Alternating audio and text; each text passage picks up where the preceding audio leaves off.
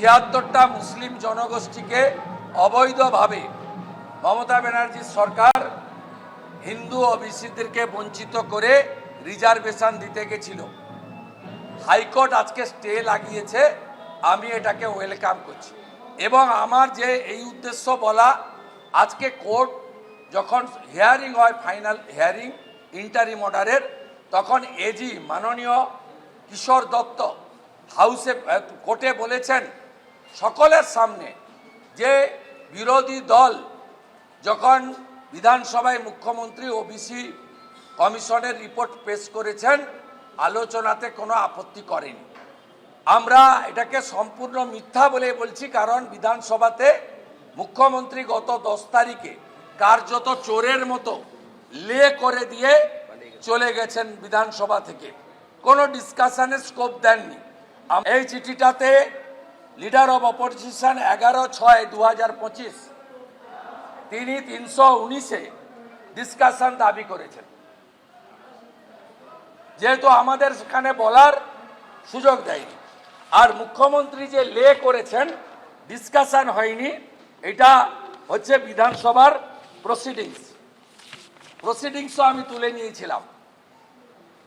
কিশোর দত্ত যে কাজটি করেছেন আজকে কোর্টে, আমি আমার লয়ারকে ভোকালতনামা দিয়ে কলকাতা থেকে বেরিয়েছি।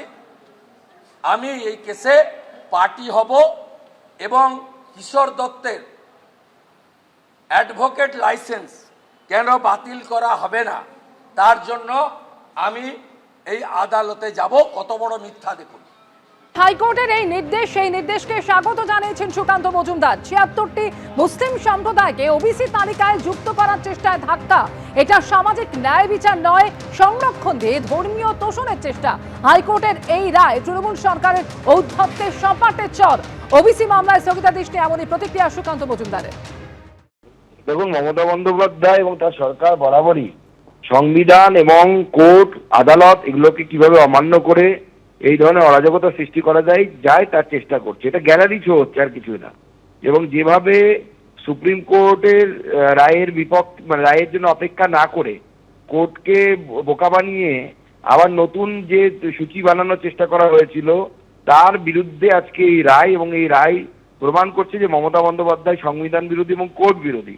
এবং সব থেকে বড় কথা, এটা চেষ্টা হচ্ছে যে কিভাবে সংবিধানকে বুড়ো আঙুল দেখিয়ে ওবিসি এর নামে সেইটা হচ্ছে মুসলমানদেরকে, অর্থাৎ মুসলিম মানে সংরক্ষণ দেওয়ার চেষ্টা।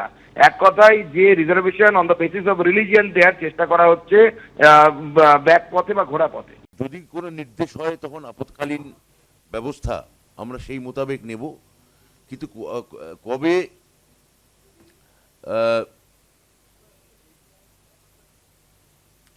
অনাবৃষ্টি হতে পারে বা বৃষ্টি হতে পারে তাই বলে মানে বপন বা কৃষিকার্য বন্ধ থাকবে, এ তো কোনো যুক্তি হতে পারে না। আমাদের কাজ আমরা এগিয়ে নিয়ে যাব, তারপর সেই অনুযায়ী নির্দেশ এলে তখন দেখা যাবে।